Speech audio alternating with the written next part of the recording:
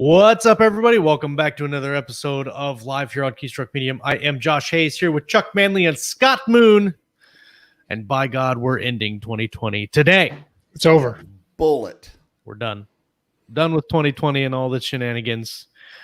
And then 2021 is going to come around the corner and be like, hold my beer and do something stupid. You know what the worst thing about 2020 is? This was just the prologue. Don't do that. Don't do that. I can't get the pop-out chat to work, so I can't see the live shenanigans. So that's the worst thing that's happened to me. Womp, womp. Speaking of live chat, who's in the live chat? Charlie Dunn got the first comment of the day. Hello in Iowa today. I'll have huge news next month. He gets the golf clap of appreciation. Thank you, Charlie. And Charlie Dunn. I'm excited to hear what the news is. Everybody should check out his driving pictures that he shows on various things. They're pretty awesome. Indeed. Rick Partlow's in the chat. Tom Hoddle's in the chat. Corey Gillum, hello. Good morning. Who else is here? Bard of today. Good morning. 151 BookTube. Silent Wolf is in the house. Silent Wolf. Hello. Hello. And James Clifton Slater. Goodbye, cruel year. True. I like that. True. Good God. Welcome everybody in the live chat. And if you're listening on our audio feed and you didn't know that we have a live show, hint, hint, we have a live show. And you should come check us out, Keystroke Medium on YouTube. Subscribe and hit the bell. Ding. And while you're there, and actually if you're watching today, look like right below the video, you'll see a little thumbs up. Do me a favor, put your hand on the mouse right now. This is a shared group exercise. Do it. Everybody Do it. kind of scroll over to the mouse and hit that like button right now. Just click. Just do it. Just do it. Don't think about it. Just do it. I can see it. I can see it. If you want to get your participation grade for this class, you need to, participate by clicking it. You will get an official KSM participation trophy. That's right. Mm-hmm. There is no trophy, but you do get to feel good about yourself. Nobody wants to fail. That's right. If you fail the class, it's supposed to be an easy A. I mean, come on. Yeah, I mean, honestly, all you have to do is show up. Like you don't even have to study. And click the bell and the subscribe. Scott McGlasson's in the chat. Hello. Scott McGlasson's going to join us one of the first episodes of season 6. We're going to talk about spaceships. It's going to be I've been watching. Cool. That actually sounds fun. I don't know if you know the Facebook group Sci-Fi. No, it's Space Opera Writers. I'm a lurker in that group. And he runs it, and he's been very cautiously, systematically putting in these questions about spaceships and getting thousands of answers. So I have to check that one out. Should be a fun show. Yeah. Good news. I got an offer on my house. Woo! Yay. The blank. I feel like him in that interview room in the Matrix where the Smith and what's his name take Neo to that first interview room. Yeah, and it's like that bland, fluorescent lit. Yeah. And I can see all of a sudden my mouth is going to meld together. Yeah. Hey, Lauren. Good morning. Lauren, hello. So we got an offer on our house. The contract is pending now. Thank God. So I think we're going to be moving beginning of next month.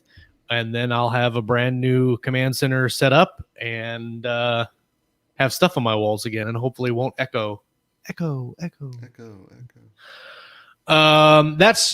the one good thing I have going on in real life. Let's see what else I have going on.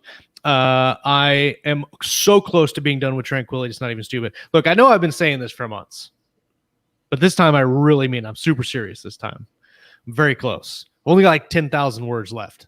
I think I can do it this week. Boom, do it. Get her Do that done. today, man. What are you talking about? May or may not finish it in the next couple of days. And then I've got it on good authority from Steve, the cover artist, is working on the cover, and hopefully it's going to be as epic as I picture it in my head. What else have I been doing? I dictated almost 1,800 words yesterday on my audio recorder in the car driving home from Salina, and Chuck and I were having a conversation about it earlier before the show, and I think next year I'm going to try to really kind of jump in with this broad strokes transcription, where it's not like doing a open quote blah blah blah comma in quote he said. It's more of, hey, they went here and this is what they did and this is what that place looked like, and work off, and not really like a snowflake, but almost like a snowflake where you do like expand it. Yeah. And I think that sounds like a really brilliant way to just brainstorm an overall plot and the different directions you could go and not and be able to just get it out there. And then when you transcribe it into the computer, you won't forget what you said. Because that's my big thing is I just forget shit all the time. Yeah. And I think that's a really smart way to handle that. I've been doing so much transcription, just like you said, though, using the open quote and the open quote. This is what I said, dummy, close quote, comma, close quote, he says. I've been doing that so much that I will have conversations. Like I called dispatch last week about something, and I said, yeah, we're going to send officers over to there, comma, close quote, or so. I think I said period, paragraph, and they paused for a second. I'm like, I'm sorry. I mean, I do that fairly frequently. That's like some Reno 911 shit. Yeah, I do. I do. It's weird. You're having a conversation and they say period at the end. Yeah. I need you to come in here so I can survey your evaluation for the year, period. Guy Anthony DeMarco in the chat. Good morning, Guy. Oh, that's the wrong one. There you go. Hi. There he is. You? It's like 2 in a row, man. Corey Gillum says your mic is slightly low. Chuck. Oh. Hello. And apparently Scott and I are hurting other people's ears. Okay, I'll back up. Yeah, because I was going to say I was trying to change the volume on my end, but I have this rule. I have this actually. My fist plus a thumb is where I normally stand to make the green bar go right in the middle when we do the test, but then I always edge closer. I don't know why. Interesting. Sorry about that. I did not know the fist. Well, because it's supposed to be about 6 inches. I think 6 to 12 inches is what you're normally supposed to be from a mic. I think, according to the old rocker band days. Interesting. Yeah. This is how professional we are. We don't even know where to put our faces in front of the mic. Put your mouth in front of the mic. Hey, I mean, at least it's facing the right way this time. Yeah. That was me. He's referring to everybody who's new to the group. Back when I had a Blue Yeti and it was like, this just sounds so muddy. And then I turn it around to face the right direction. Like, wow, that's so much better. So much better when you use it correctly. When you actually speak into the mic and not the back of it. And you're like, guys, can you hear me? No. No. Why do I have to yell all the time? Oh my God, that's hilarious. Yeah. Oh man. Let's see, what else I have going on this week? That's a lot.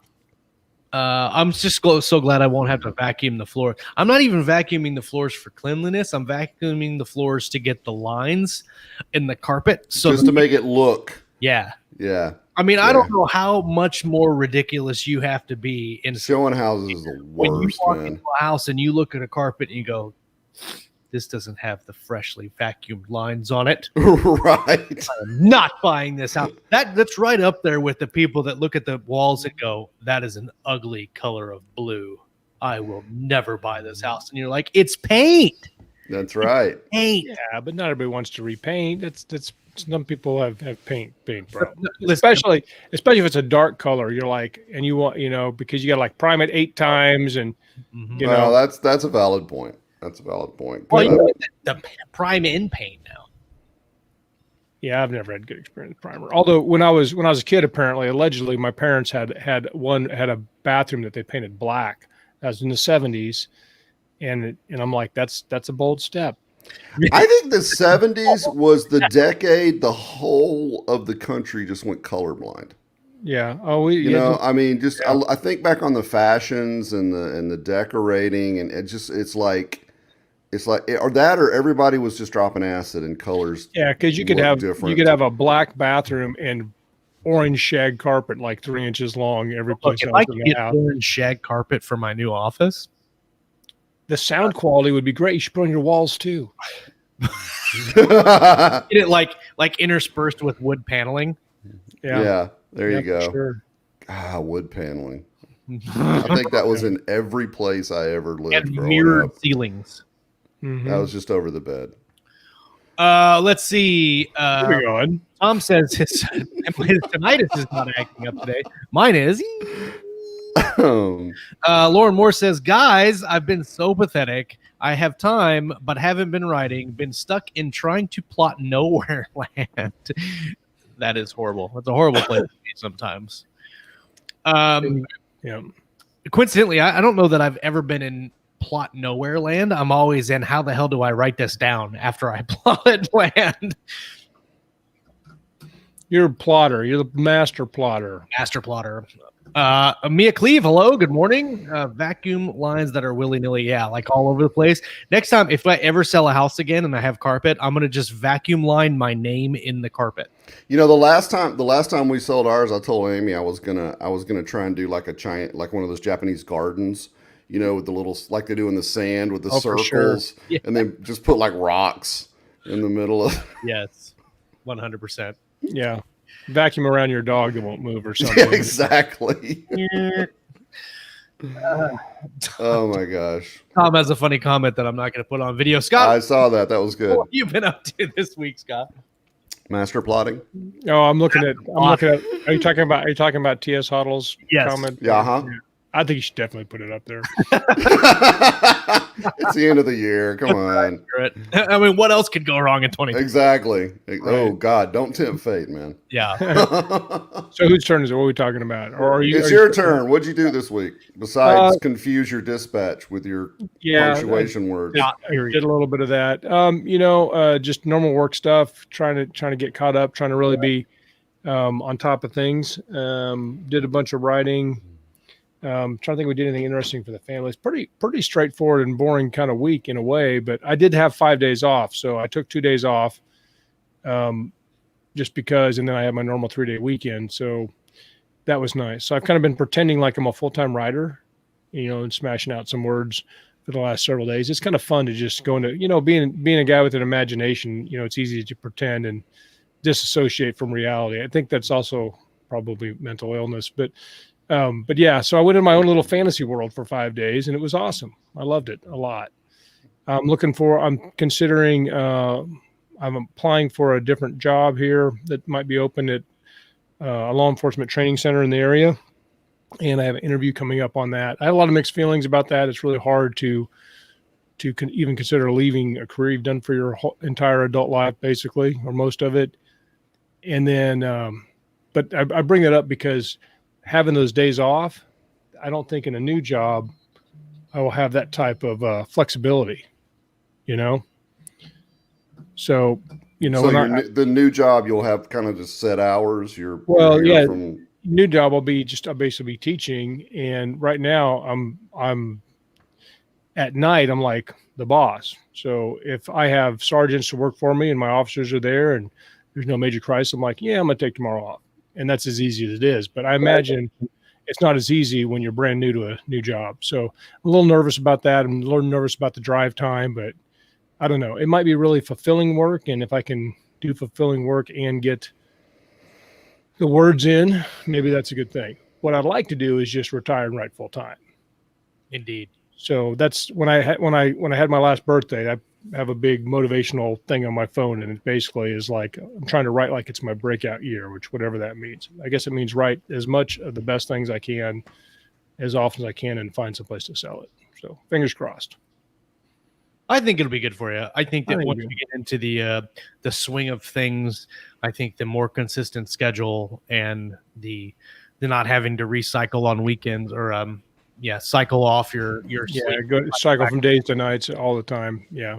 It's tough though because you factor in a drive time and a whole day at work, and that means I got like maybe an hour before work, and then after work it's all family. So I come home, I don't have any time to write then. So it just depends. Can I get up at 3:00 in the morning and then still make that 2-hour drive every day?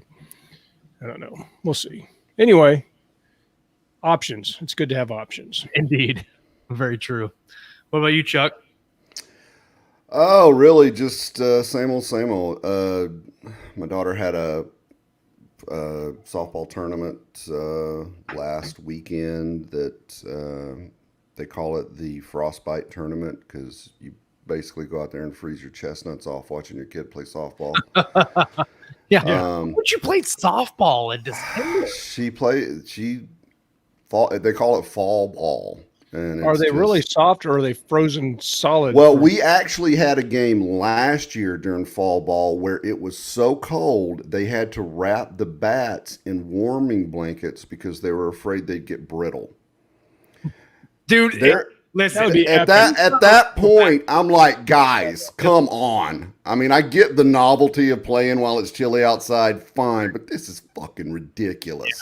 no way. But yeah, we had that last weekend, and they came in second by like a run or two, so they were pretty happy with that. Performed well.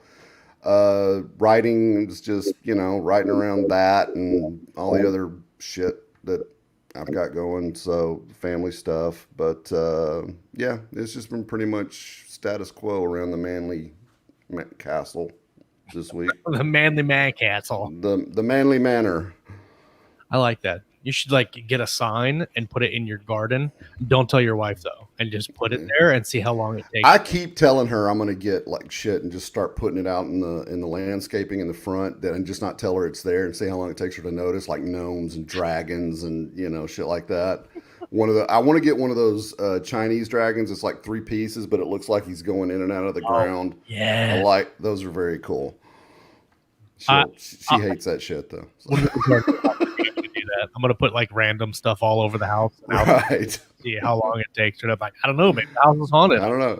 I don't know. I didn't put it there. What are you talking about? We've also had some interior and exterior design disagreements as far as what's acceptable in the Moon House too. So I was watching. Usually we end up with just Jamie doing whatever she wants.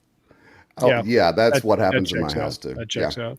I was watching this thing, celebrity Dungeons and Dragons thing with this guy Joe Manganiello.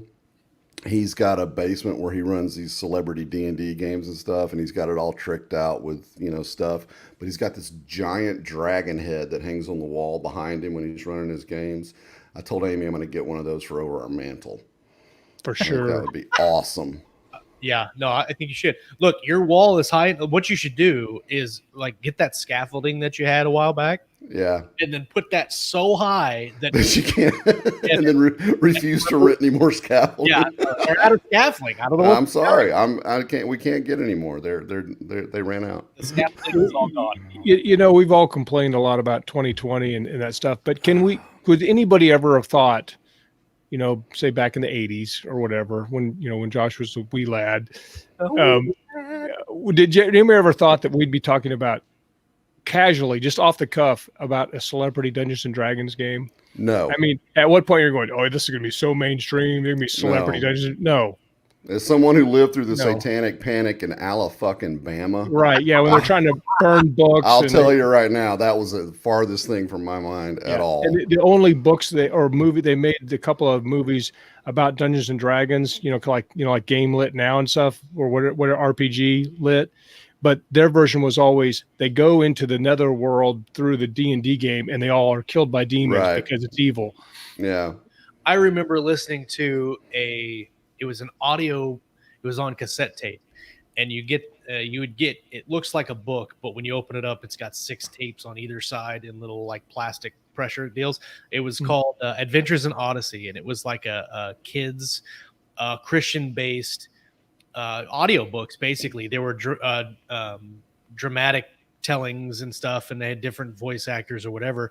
But anyway, one of those stories was one of those demon crazed anti D&D stories, and it was basically like, this guy can see through the eyes of an eagle, and this guy's doing this, and it's all like evil magic, and there's this big stuff. And I remember listening to it going, I want to see through the eyes of an eagle. Eagle eye seeing is exactly tight. Yeah, I actually got kicked out of a kid's house for trying to teach him play D&D. His mom flipped out and just threw me out.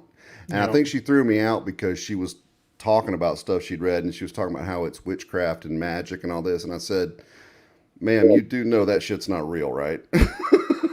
Yeah. It's fiction. Actually have not been able to summon a dragon yet. We've tried. Yeah, I've tried summoning demons. It just doesn't work. It's funny though. We used to watch a whole bunch of John Wayne movies, and we watched one movie. It was one where he was the PT boat captain, and I can't remember, PT 109 maybe is what it. Yeah, that sounds right. Yeah, it was had the Kennedy. Yeah. Yeah. And I remember thinking the whole movie like they were losing and doing other things, and I was just let John Wayne go do it. It's John Wayne, just it's John Wayne. And they're like, yeah, but he's not John. He's a character, and I'm like, but it's John Wayne. It's John Wayne. Yeah. Can he just take care Let of it? him swagger in there and pull his 6-shooter and take care of business. It's not real. He's an actor. Yeah, I hear you, man. So I asked in the live chat what it was. What did they? I lost my thing. Where did it go? Good job. What's your greatest accomplishment? Biggest accomplishment of this year? Yes. Yeah, I want you to put Rick's answer up and see who wants to follow that. Because should we do Rick first? Let's see. Let's do. I think it was 13 books and 1,000,000 words. Yeah. 13 novels and 1,000,000 words. First of all, I'm going to start a We Hate Rick Facebook group. Yeah, there's going to be some jealousy and there's some serious respect / envy there. So now I know how women feel when they see a prettier woman. You're Rickrolled. Exactly. Yeah, we got literally Rickrolled. Yeah, that's like when your editor starts yelling at you about deadlines. You can say, "What do you think I am, Rick Barlow?" That's right. Get off my back. That's right. Him and Nathan Heisted right now are neck and neck as usual in the word count for the Keystroke Medium spreadsheet. If anybody wants to be tracking that, killing it. Killing it. He puts out 6 books of a new arc and I put 6 books of a new arc in the can since January 1. Nice work. Respectable. Good job, Mr. Hoddle. Nice work. Despite your earlier comment that was so off color, it couldn't be played on Keystroke Medium. Right. We still respect your comment. And that's gotta be bad. Guy Anthony DeMarco says my accomplishment is not being dead so far, and my heart surgery scheduled for February. Well, congratulations on not being dead. First of all, good job. Major accomplishment, and I hope your surgery goes swimming very smoothly. Yes. Problems. Never mind. Go ahead. Did you say? No, I was going to add. Is he had previous? That's my thing. So I was kind of like, have you had previous surgeries? And all the stuff started going through my head. But never mind. We don't need to get off track on that. As I understand, it's been a long, tough road. So we all definitely need to be thinking about him, wishing him well. Wait a minute. How do we say with this comment? How did one of your dolls get on top of the kitchen? I know that you really meant collectibles. I don't have any dolls in my office at all right now. I'm pretty sure we were talking about house decoration, and he was speaking in the voice of. I got that.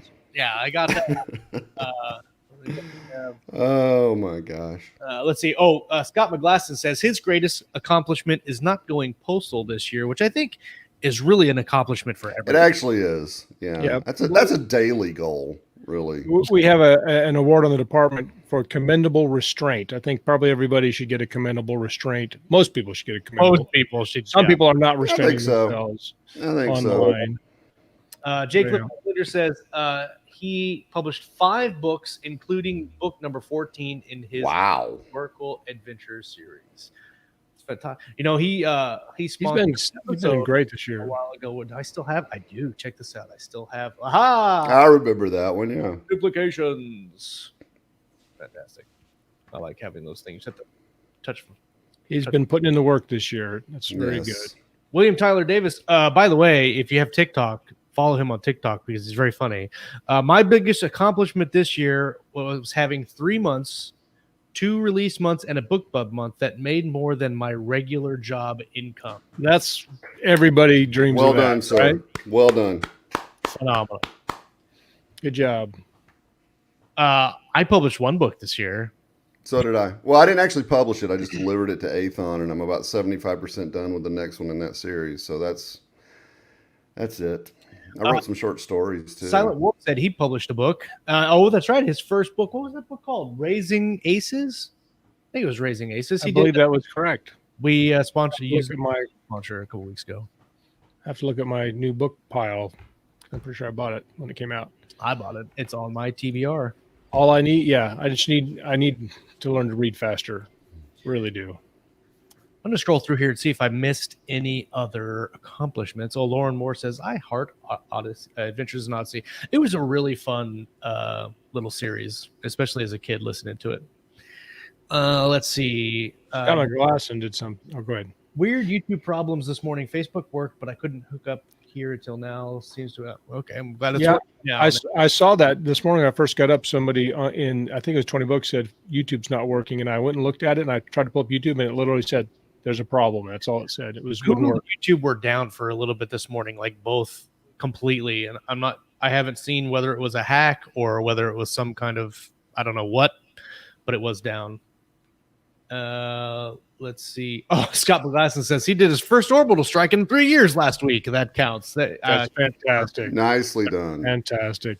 Well, you know what that's a reference to, right? Yeah, the space opera group. Yeah, for people that isn't it for doing self promo in a non self promo zone, and then you get something like that. There's a variety of reasons you get when they get banned from the group. They make a big post, and it's usually something along the lines of orbital strikes or nukes, or something like that. I remember that used to be part of my day, looking at the orbital strike, because there's a lot of them. Hey, yeah, every time there's an orbital strike, I'm like, oh, somebody messed up in space opera, and I'm a member there. I haven't posted in years, but yeah, it comes through my feed every once in a while. I don't see any other updates in the chat. If I missed one, let me know, and I'll go back and check it out. So, Josh, aside from moving house and everything, I know you have a new endeavor coming up in 2021 in the podcast space. You want to talk about that? My new podcast? Yeah. It doesn't have anything to do with writing, but it's a podcast that me and my best friend Christian Boyd are putting together called Into the Gray. Basically, we came up with the idea kind of in the first quarter of this year, and went through several iterations trying to make it work. And basically, it's a political and like lifestyle commentary show, talking about just current issues, and it's basically trying to have a conversation from here in America, both sides of the aisle, right, left and right, and there's just so much of the hyperbolic kind of just speech making from both sides, we wanted to create a show where, because I'm slightly right, Christian's slightly left, and so we wanted to have a show where we could meet in the middle and kind of discuss the topics and disagree, but have conversations that were not where we're picking up pitchforks and torches and trying to burn each other's house. Didn't include the words racist, fascist, and snowflake. 100%. Yeah. Those are okay conversations. Yeah, right. So yeah, we actually have recorded several shows, but because of different things and schedules and all that, we finally got our first one published last week. We recorded it back in November.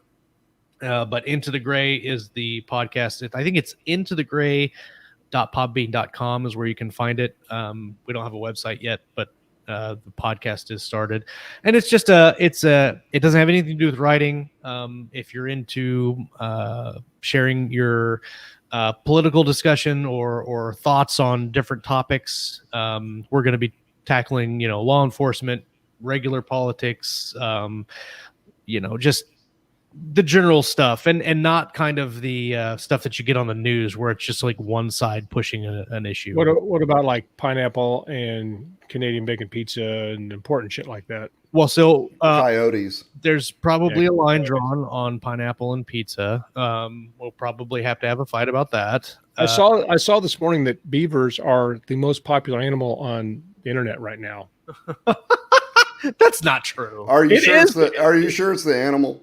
It's legitimately true. I've seen some hilarious blooper reels and lots of cute baby beavers and all kinds of things. There's so many places we go with that. I'm sorry, I didn't mean to hijack your show, but it's a true fact. Look it up. Beaver's most popular animal. I would actually like to comment on you stating that this new podcast isn't really about writing or for writers. My take on that would be that podcasts along those lines are some of my favorite as a writer, simply because if you have the mental capacity to hear an opinion and listen to what other people that you might not agree with say, I think it enriches you as a writer because it allows you to see things through someone else's eyes. Yep. And you can translate that into your stories. I mean, absolutely. things like that to me are some of my favorite podcasts to listen to, simply because I want to hear somebody that disagrees with me, and I want to hear how they think and why they think what they think. And that way, if I ever need to write a character like them, then I'll have some. It won't just be my perception of them on the outside. I'll actually have some knowledge of what's going on inside their head to make those characters more real. And I think stepping outside your mental comfort zone is one of the best things you can do as a writer. You're going to write a character about somebody who collects dolls?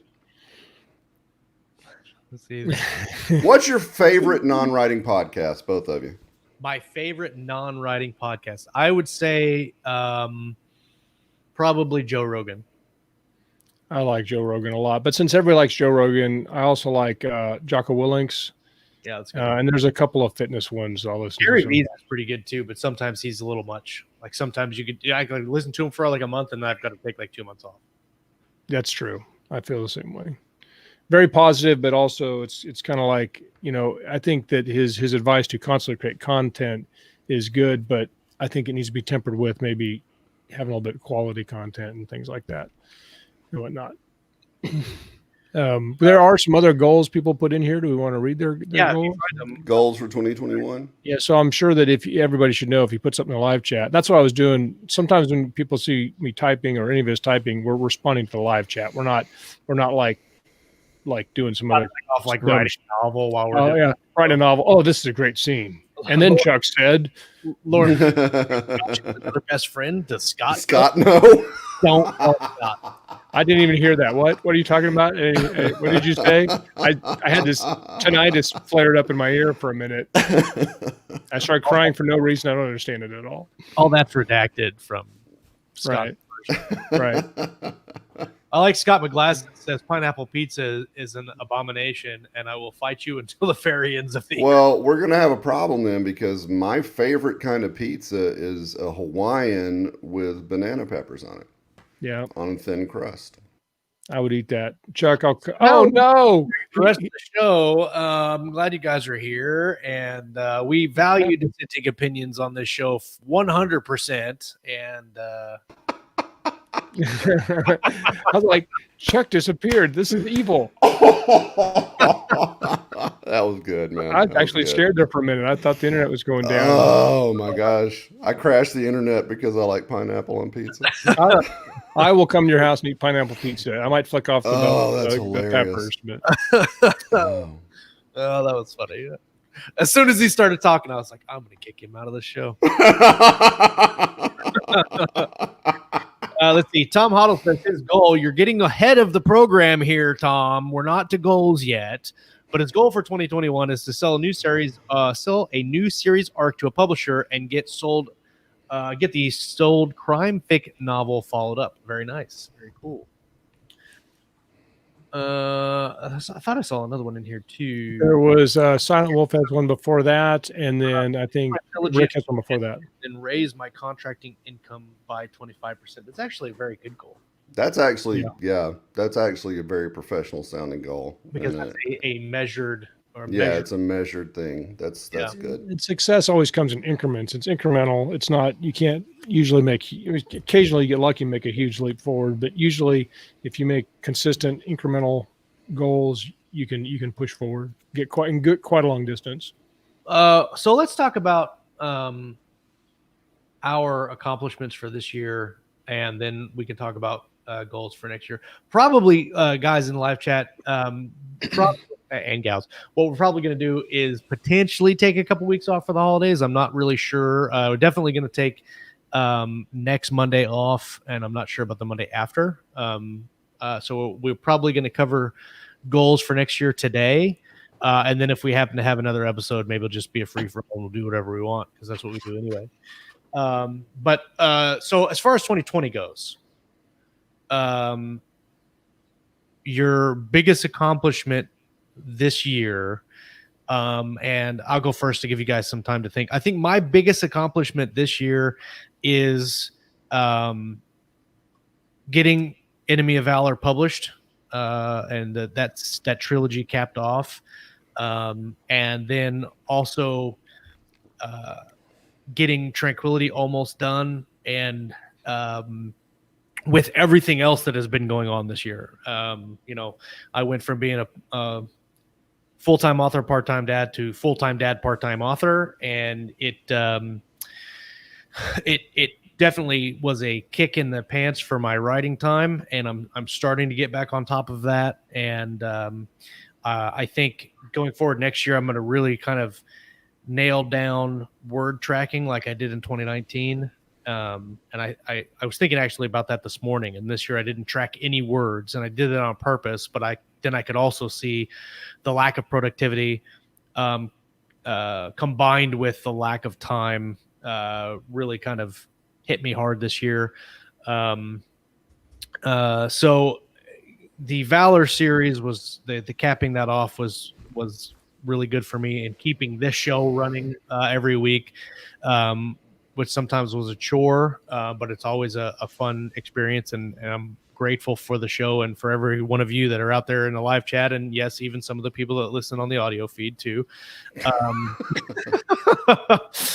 You know who you are. You know who you are. So I didn't do a whole lot writing wise. I published one novel, and I've written one. Actually, I've got some ideas floating around for another one, and I think 2020 is going to be a really good year. But 2020, like with everybody, sucked.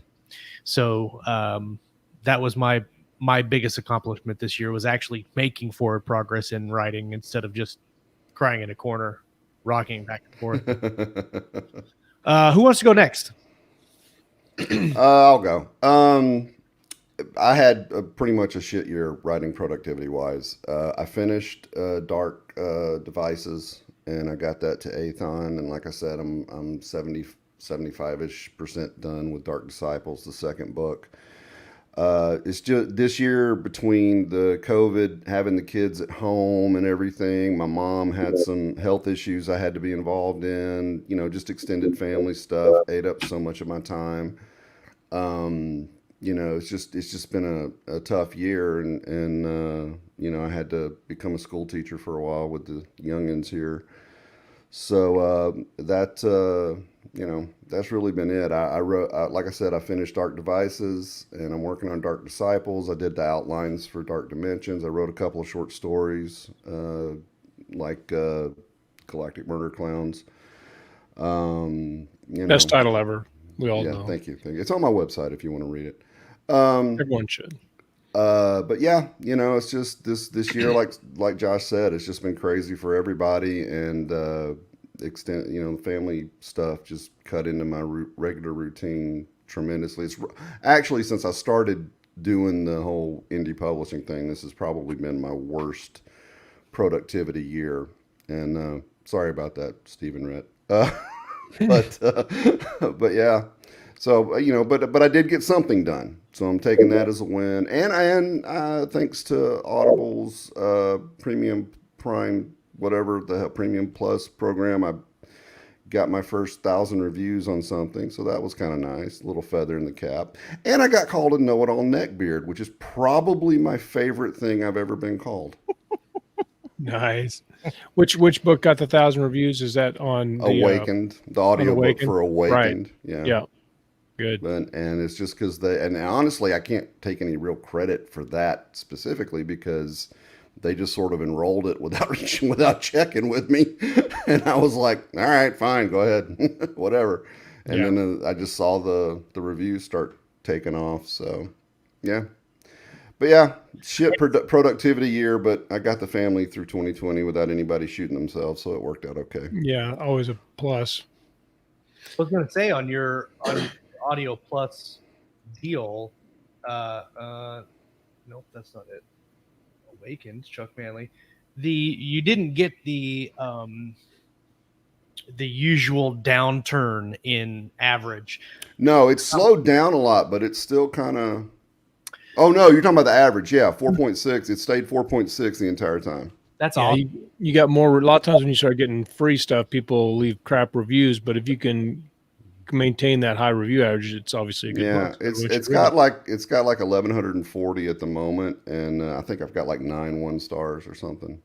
So it's staying up there nicely. So That's that's great. And people seem to enjoy it. I've gotten a lot of emails wanting to know where the next books are and stuff like that. So I like the top review when you look on Audible right now. The top review says, if you love love F-bombs, then this book caters to you. there's one character in the story. She starts off very, very rough. She's a girl from the tough side of Las Vegas, so she's pretty foul-mouthed. But by the end of the series, she sort of progresses into someone more mature. So yeah, there's even actually the other main character even comments very early in the first book, like, you really love F-bombs, don't you? He's like this middle class educated guy, so they kind of have to get used to each other. That's awesome. I have lots of friends with the F-bomb as essentially punctuation. I don't even hear it when I say Yeah. it. My wife And I gets think on me all the time. Yeah, same with me and a lot of people that I know is that you don't hear it, and that's why it Right. can be. I remember my mom when I was in high school, I think it was junior high, she said you need to be careful because sometimes you're gonna not want to piss everybody off. So at least know what you're saying. Well, you know what's I funny tried. is I love these people who say that using language like that is a mark of a low intellect and of no education and all this stuff like that. I'm like, look, I've spent my careers working with engineers and trauma and heart surgeons, and I promise you, they curse more than any sailor I've ever met. 100%. So that is a nonsense take. That's somebody trying to be holier than thou. Yep, the surgeons in there going, "Oh, look, it looks like he broke his fucking foot." I used to work with this guy, man. I mean, if the slightest thing went wrong, he would just be fuck. I mean, he would just start screaming it until he felt better. We're like, all right, dude. All right. I do that all the time, and my wife is like, "You don't have to curse at me," and I'm like, "I'm not cursing at you. I'm just cursing. I'm just venting." Cursing at the universe and pretty much. And also my computer that crashed for the 18,000th time. No, I'm kidding. That would never happen. And I would almost never use profanity when my computer locks up and I have to call Josh in a blind panic, screaming and complaining about how bad it is. Yeah. No profanity at all. Whoopsie. Just saying it. Whoopsies. So I think my biggest accomplishment this year that relates to all of them is that I track my production, and I haven't always had. It's been a lower word count than usual, but still not bad. I think I did about 760,000 words in 2019. I'm going to be more like 650 or something. Maybe a little bit higher this year, depending on how this last few weeks push goes. That's still amazing, man. Yeah, but that's still really. I mean, I'm still very happy with that. But it was hard, and sometimes it was just not as fun as it was a couple years before that because I was having such a hard time. Again, getting focused. We had a long stretch where we had mandatory 12 hours a day with no days off overtime. And I had to write with a partner the whole time, which is funny because in the middle of COVID, because of all the other unrest, they had us doubled up and we were packed into the squad room, like 50 people deep. And I was like, I can't believe we didn't have anyway, that's a whole other thing. But the point was, I was so exhausted and that really knocked me out of and that was right after I finished the Last Reaper, 10-book series towards the beginning of this year by finishing Reaper 9, which is, what is that? Hunt of the Reaper, and then Bastion of the Reaper was finished in March. I had big plans. I had some other books done, and those took a hit, and they got delayed till September, November, as it turned out, or October, and that was hard. But I finished that trilogy, which is the Brothers in Arms trilogy through Aethon, and the third book will be coming out here in December. The audiobook is done on the first book, and they're working on the audiobook on the second book, which is 13 Mercs. And then I launched my own solo book just to see if I could still self-publish without a collaborator or a publisher doing everything for me.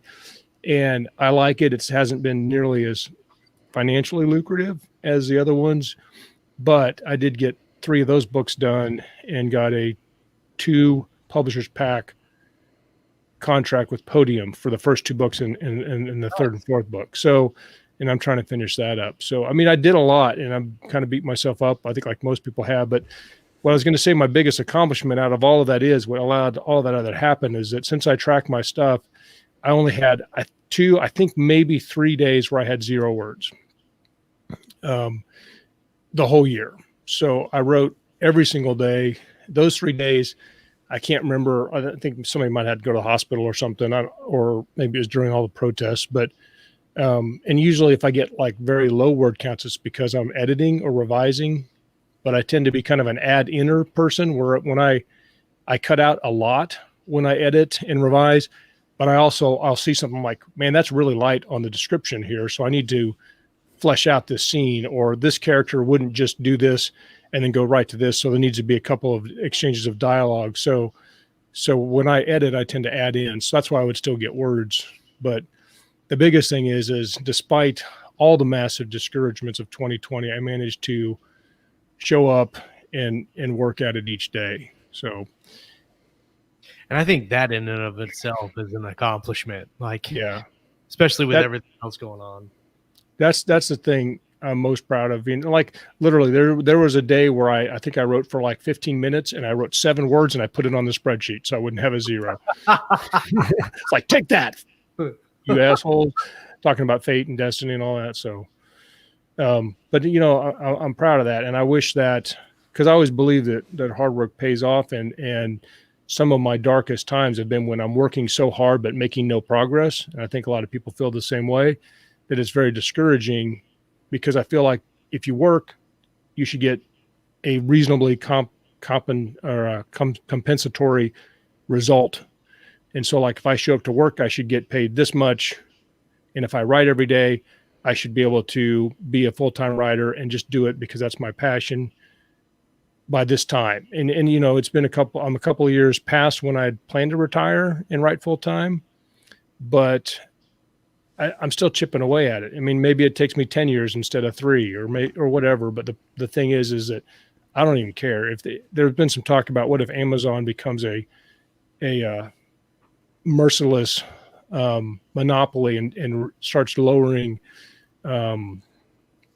royalties and stuff. I'm like, I don't care. I'm still writing, and I'll still put them out there. And maybe I make $10 a month, but I can't because I have too many.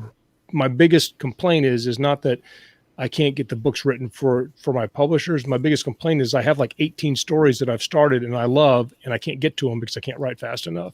Right. And that's the biggest reason that I try to show up every day, is because I have stories I got to get written.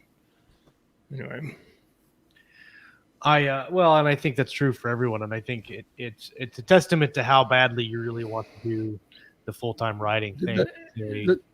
The last thing, and I know I'm hogging the mic, but somebody in the comment talks about all work and no play makes Jack a dull boy. But the thing is when writing is going well, and I try to make sure it goes well as much as possible, that's what I enjoy. I have fun writing, and that's the whole fucking point, is that I enjoy this. If I could enjoy it and make a living at it, then I mean, how fucking it's like I say, if you can make money at what you love doing, you'll never work a day in your life. 100%. My mom is 75, and she is on her like 6th interim school superintendent job since she retired. I'm like, you work a lot for somebody who's retired. And I mean, like her current job, she drives 75 minutes one way every single day to work, works all day, running this small school district, and then drives back every day, every single day. And she runs like a rental management thing basically, and she does a bunch of other stuff, and is trying to settle my grandmother's estate since she passed this year. And she has like a lot of antique collections, which is, I mean, it's going to take us years to get them all sold. But but we were talking about the other day, and she says, I love what I do. Mm-hmm. I'm like, well, that's fucking awesome. If you love your job enough to do it when you're 75 under those conditions, then you found your place in life. So that's we used to talk all the time. We'd have patients come through the hospital who had like done the same job for 40 years, retired, mm-hmm. and then like a month later they're in the hospital with heart failure or something. And strangely, they would say, I've heard more than one person say, I never should have retired. I never should have stopped doing what I was doing. Yeah, because it's almost as though they just it's like they flipped a switch. You know, they didn't have a reason to get out of bed anymore because they weren't doing what they loved doing anymore. You know, there have been scientific studies on that sort of thing, that having some sort of purpose makes you a healthier person as you age. Totally even if it's just like taking care of your favorite dog or plant or cat. You got to have a reason to get up. You know, you really do. Or crusading about whether or not Canadian bacon and pineapple pizza is better. I got that on you, Josh. I didn't say it was better. I just said I liked it. There is no better. Everybody just likes what they like. But so what do you guys want to do next year? What's your goal? So I've got something I want to show real quick. Do that. And this Is it a rhino with butterfly wings? Don't do it. this is something. I'm sorry, I I've shouldn't have been done thinking that. for a while, and this is a short story that I wrote a couple of years ago. Cool cover.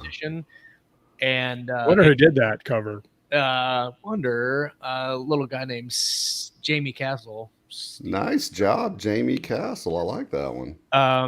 Next year, this is going to be the first thing I publish next year. As soon as I get my Mac back up and running, because unlike Scott, it's not destroyed; it's just unplugged. But I worked on this a couple years ago, and it's a prequel short story to a trilogy that I think, tentatively speaking, Steve and I are going to work on next year. We're going to work on a trilogy, an epic fantasy trilogy, and this is basically a prequel short story that takes place like 1,000 years before the events of the trilogy. And I've rewritten it a couple times. Lauren proofed it for me a week ago, so thank you very much, Lauren. And Ellen Campbell actually edited this like 2 years ago for me. And this is where, if you ever hear or see Ellen say something about roll tide, this is where that comes from, because there's some things in this short story that have to do with the tide, and every single time that happened in the book, she would do something about Alabama, roll tide. Like, the first couple of times I'm like, that's kind of funny, and then I'm going through and I get to like the 17th roll tide reference, and I'm like, that's hilarious, dude. It's like a religion down here, trust me. So that's going to be the first thing I'm going to do next year. And I was really happy with the cover, so I wanted to share it exclusive on our show. And then what else do I have going on? I've got a super secret project that I'm working on. And that was the project that I dictated some words on yesterday. I think I've got the entire plot worked out already. I actually started a new notebook for the series. And I've got the broad arcs for book 2 and 3 done. So I'm going to start working on that. I've got to do outlines for Tranquility 2 and 3. And I think Tranquility 2 is about 50% of the way outlined. Then I hopefully work on this epic fantasy book next year with Steve. It's a concept and a story I've been kind of messing around with for, I don't know, 2 or 3 years. I think Steve and I actually talked about it like 2 or 3 years ago, planning it, and I think it's a really cool concept. So that'll be fun to write in something different. And then I want to get a screenplay done next year. I think next year, and like I said earlier, next year I'm going to be really tracking my words. Lauren mentioned the Keystroke Rhymo, and I'll get the link. Well, let me see if I can find the link right now, because it's up and running. It'll still be the same link.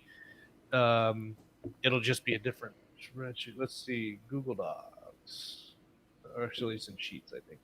And Keystroke Rhymo is there it is.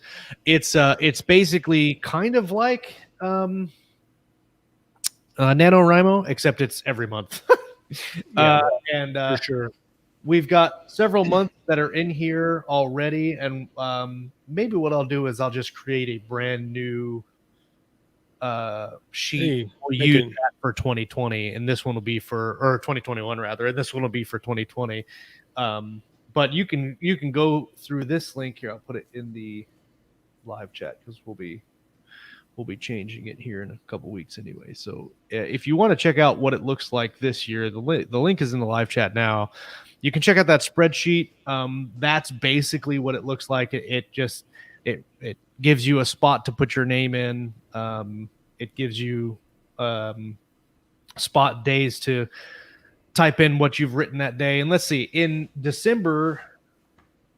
Oh, this is May. Oh, this is December. Yeah, December this year so far, of the 6 people that have documented their words, 7 people that have documented their words.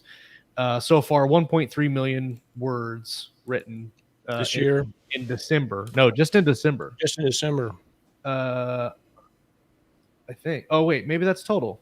Is that total? Is that for the year? No, that's going to be right. Let me look at. Well, I know that Because back in June it was 1.1. Let's see. Where do we start this? Back in January of this year. So we started in January this year. That was when I actually wrote some numbers. it has to be more than 1 million because Rick has 1 million on by himself. Yeah, Rick has 1 million by himself. And I'm pretty sure Nathan does too. That's just for the month. The month of December, there's 1.3 million words. Yeah. The month of January, I'll have to do like a year total. I'll punch that up in this spreadsheet and get it done. But let's see. In January last year, we did 1.7 million words. Yeah, 1,700,011. Yeah.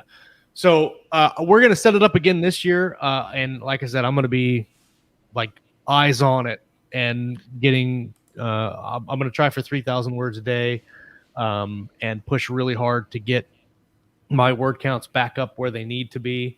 And if people want to join, they're more than welcome. Probably when we start the year when we start the sheet for 2021, it's basically like we're going to do it like we did last year, where it's going to be, I say invite only, but anybody can get an invite as long as you're in the group. And the reason I do that is because I don't want the link to be out in the ether and then some rando finds it and goes and deletes everybody's stuff. So and the thing about it is, everybody should know, if they haven't heard of it yet, is that you put in your own monthly goal. There's a place you put in, I'm going to write this many words, and people put in different things. You know, I always aim super high. Like I usually aim for 90,000 a month, and I usually get about 50 or 60, or actually I usually get 60, a little over 60. I think my best month was 90. But some people put 25,000 words because that's what they're comfortable with, and that's fine. The idea of it is to be a fun accountability team. It's not meant to be a competition or beating people up. Having said that, there is a bar on there that Josh figured out. Whoever has the highest is automatically populated into the top. And usually that's going to either mean Nathan or Rick. Yeah. I had it briefly for like 5 minutes one time when I put my stuff in there first before anybody else had entered their numbers. And, you know, like on the first day of the month, and then immediately was surpassed by those guys because they're writing machines. So actually I went through, I'm going to go through and look, and let's see. January, Nathan won. February, Rick won. March, Rick won. April, Nathan won. May, Rick won. June, Rick won. July, Kevin McLaughlin won, and he killed it. So in June, Rick won with 110,000 words, and in July, Kevin won with 137,000 words. Wow. August, Kevin won again with 109,000. And then September, Kevin had a 3-month streak there where he got 100,000 plus every month. Oh no, 4, because he won in October too. Wow, how did I miss that? I don't know. Let's see. July, August, September, October. Kevin McLaughlin won all 4 of those months were above 100,000 words. And then in November, Rick won again with 91, and right now Nathan is winning at 51,000. So and like you said, you can put in whatever goal you want, and you can change it every month. You can adjust it as you go. It doesn't matter. No one's going to look at it and go, oh, he changed his goal. It's specifically for you, and to have a little bit of accountability with the group and push you to write. Yep. And yeah, it's you know, we got to stay on there and get in there and do the work, and we all kind of want versions of the same thing, and that's what it's about. Some people don't like it, and some people it actually hurts their productivity having to put it in there. So if that's you, then I'd say don't do it. But if you need a little bit of an accountability partner, it's fun, and it becomes part of your routine. It's neat to do. Okay, so I talked about my goals. Who wants to go next for 2021?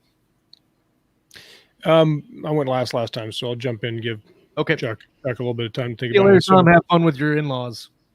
Have fun. Bye, Tom.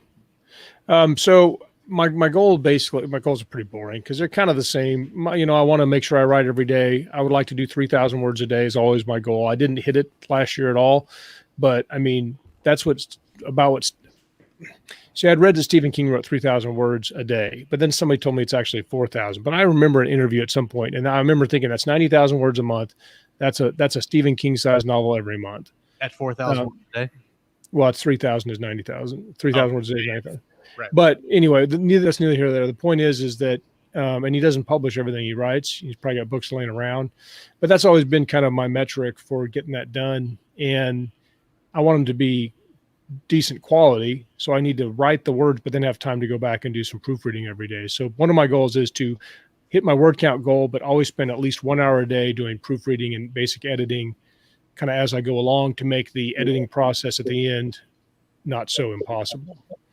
I'm working on Jeff Chaney right now with an Orphan Wars series. So I'm really excited about that. And then I would like to publish my Blue Sun Armada series, which I have all the book covers for. And I've been tinkering at it. It's my passion product. I've been working on it for like 3 years, and I just write a little bit here and there. And I would like to get some of those out. And then I would like to write a thriller under my pen name. And so I'm working on that. I have the book covers for those, but those were easy book covers. It's easier to buy a cheap thriller book cover because those cost me like $50. But they're good covers, and I like the story, and I would like to get some of those out and then learn how to manage a pen name. So that's it. Are you going to do just a different name on your cover and just keep it under your KDP, like Scott? Yeah. Or give it its own? Well, I think I'll give it its own KDP page. And for this group, since we're all friends here, the name is Scott Payne. And there's a reason for that. But Payne, P-A-Y-N-E. Well, it's a family name. So that's the main reason I picked it. And the reason, though, I'm doing a pen name is just because I just want to separate the genres a little bit. Yeah. We've talked a lot about this, and it's just something I think that I think I'm going to try and see how that works. So do you know what the thriller is that you want to write? The thriller is it's called Justice for One is the first book, and Truth for Two is the second, and I can't remember what the third one is, but I don't know. Let me see. I might have a cover I can send you if I can find it. I came up with the other day a title for a book that I don't know what it's about yet, but I was thinking of doing like some kind of not like a James Bond thriller, but what am I thinking? Like a Die Hard book, right? Like some kind of thriller like that. And the name I came up was A Peaceful Solution. And the thing is, they could say, oh, there's got to be some kind of peaceful solution we can come up with this, and the guy's like, no, there's not. No, yeah, I'll show you a peaceful. There'll be pieces everywhere. Yeah, peaceful. It's gonna be full of pieces. Here, what's that old Stallone movie where he comes out? He's playing a badass cop, and he comes out of the big shootout, and a reporter gets in his face and says, "Do you feel like you used excessive force?" And he says, "I used everything I had." I don't remember that movie, but Cobra. It was called Cobra. That's probably it was very much 80s. It was very mid 80s. Oh, see, Guy's on top of it. A Peaceful Solution of Valor is there you go. I sent you the cover in our Monday Morning Crew chat, Josh, if you want to share that with the group. Yeah, sure. So that's the first one. Let's see. Give me 2 seconds. I have about 10,000 words on it, and I really like it. It's fun to write something a little different sometimes. You know what I found writing thriller versus like science fiction and fantasy? It was way faster because I didn't have to think of how do they do right. It. Like exactly. The phone. He picked up the phone. I don't have to describe what a phone is because everybody knows what a phone is. I find it the opposite because I'm like, oh shit, how do I actually get from Phoenix to Nevada, and what highway would that be? And Oh yeah, true. You have to look that shit up. Anyway, that's the cover. If you use Google Maps, you can plot a destination without having to measure out the roads yourself. I'm gonna kick Chuck out of here. Chuck gets kicked out twice, Maybe I'll just mute him there. Now he's still in, but he can't talk because I have all the power. I like to watch Chuck laugh. Ridiculous. So that's my. Do you remember when I was like, it was back. You were so pissed. It was February because I was doing that ghostwriting novel, and I was like, I had to do this, and I had to measure out, and I had to get my calculator out, and I wasn't sure. And you could just shut up. Thanks for the help. A little bit late. So this. Oh my gosh. This Sorry, Scott. So Justice for One, basically, it's going to involve kind of a child in jeopardy and some thrill elements where they're trying to stop something horrible from happening. And the second time, And the guy has a really bad past. So it might be a little more on the John Wick version of a thriller than, say, like a Michael Crichton thriller. But I enjoy it. It's pretty fun. So I hope it gets out there and finds somebody who wants to read it. What about you, Chuck? What are your goals for this next year? Well, the last year and a half or so, I've kind of, with everything that's happened and the family stuff, I've kind of let my mental discipline just fall away. Indeed. And then my writing has suffered for that. So this year, my goal is to buckle down and, you know, dig down deep and find all that mental steel again to stay on track and stay focused. And I even set up a spreadsheet where I could track my words like a big boy. But I have, like I said, already. What? You don't even need a spreadsheet. We've got one. Well, yeah, you reminded me of that a few minutes ago after I already did all that work. It's kind of like a Google Map thing. But like I said, I finished the first Jack Dark book. So this is what's on my writing schedule, and I want to get at least most of these done this year. I love your writing schedule. It's got posted. Yeah, well, there's a couple of them. Dark Disciples is the book I'm working on now, and it's about 75% done. Then I want to do Dark Dimensions, which is the third and final Jack Dark book that I'll owe eighth on. And then I'm going to go back to Brace Cordova and do the Cordova Pursuit, which is about 60 or 70% done and has just been sitting on the back burner forever. And then I'm going to go back to the Pickman Files, and I'm going to write Child of Magic and Mother of Warlocks, which are the last two books in that trilogy. Then I'm going to go and write the fourth and fifth Brace Cordova books. And then I'm going to, when all of that's done and all my current series are caught up, I'm going to do what Scott's doing and play around with a pen name thing. And I'm going to write a series of trilogy of mystery thrillers centered around a private investigator named Scorsese Saint. Nice. Oh, I love it. And then I've got an epic fantasy idea that I want to work on after that. Did we decide on your pen name? We had a whole show about your pen name. I'm still just leaning towards Chuck Manley. I don't know why. It just seems like it would fit. Yep, for sure.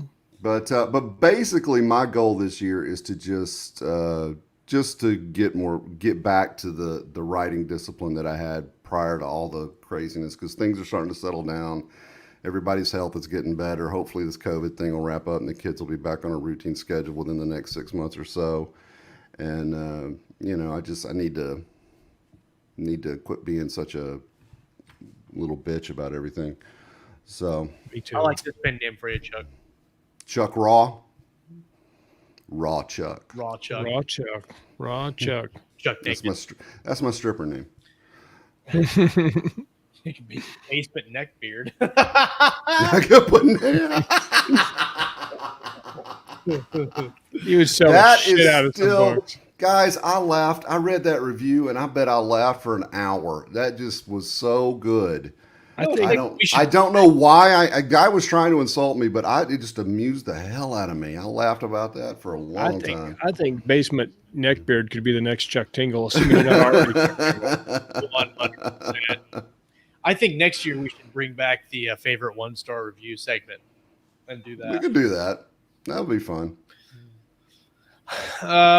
Everybody that's in the live chat, thank you guys so much for hanging out with us today and making the end of season 5, well, the entirety of season 5, one of the best seasons we've had on the show so far. Even though on Mondays it's really just a kind of a toss-up whether we do anything interesting or not. Let's see. Let's look on the calendar here, and what do they have on? The Writer's Journey is doing a 2020 wins lesson learned with Krishan Keller-Hanna, Rick Partlow, and Brandon Ellis will be on the show on Thursday. That'll be a good show. Actually, that'll be a good one. Yeah, you do not want to. I guess there's some other maybe guests: Patty Finn, James Clifton Slater, and Lisa Richmond potentially. So it's going to be like that could be super cool. So, we talked, I know we were about ready to wrap up, but we were talking about things that we're proud of, and I'm really proud of the Writer's Journey and all that they've done. So, yes, I mean, maybe we should mention some of the massively huge guests they had on the show this year. I mean, last week they had the chief editor for DAW. Yep. They had Michael J. Sullivan. They had R.A. Salvatore. I mean, holy crap. right? That's a huge one. They had Jonathan Mulberry on talking about cons and stuff. Man, their lineup was just crazy. I mean, Lauren just knows how to charm those people into coming on the show. They had Larry Brooks that wrote some of my favorite books on writing and as far as plot structure on the show. That was early on. It might have been 2019 though. Maybe that's 2020. Either way, they've got a lot of good stuff coming up that's on the calendar that I'm not going to speak about yet because I want Lauren to talk about it. But holy crap! Yeah. So this is how professional they are. They are scheduled out. Holy crap! They're scheduled out until April. that's because people love them and coming on their show. That's right. They're professional and we're I us. promise show is tight. we'll up our game for live next year. When I get the new command center set up, we are upping the game for live in season. It's not a competition. It's not a competition. It's definitely a competition. And listen, people come to this show for a certain format. They go to that show for a certain format. They come on Mondays. They come on Mondays to listen to three and idiots run their mouths. They're we don't have anything better to do on Monday morning. Why not? A little bit hungover on your break at work, trying to ease into the day with something that doesn't take a lot of thought power. That's what we do. We're like the morning news show, and the morning show. And they're the ones that are covering like the weather and like Sally saved the puppy out of the we're tree. like the Ron Burgundy. Or they're covering the news show I watched this morning. It was actual newscast and was talking about beavers and the baby beavers being the most popular animal. And I'm not even joking about that. They are the most popular. Have you seen a baby beaver video lately? I have not. No, I don't know that I have ever seen a baby beaver video.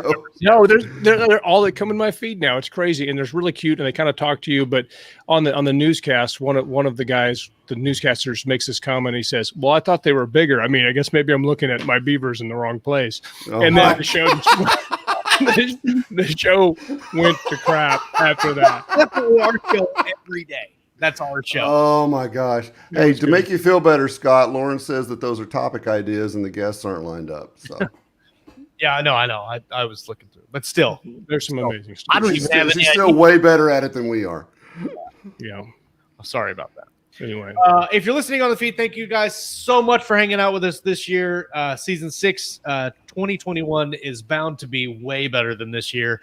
I'm excited to see what season 6 brings for the show and for everybody involved. For Scott Moon and Chuck Manley, I am Josh Hayes. It has been a great season 5 with you guys. Hopefully this year we can have a meetup at 2020 or at 20 Books, and have a 2-year party in one because we didn't get to do last year or this year. Sure.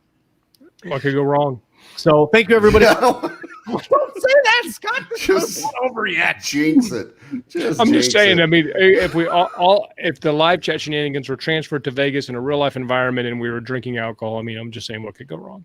True. Yeah. True. Yeah, true. All right, guys. Thank you guys so much for hanging out with us. Don't forget to come back in 2 weeks. We're going to talk about writing. We're going to talk about reading, and of course, everything in between, right here on Keystroke Medium. And Free Woodland Creatures.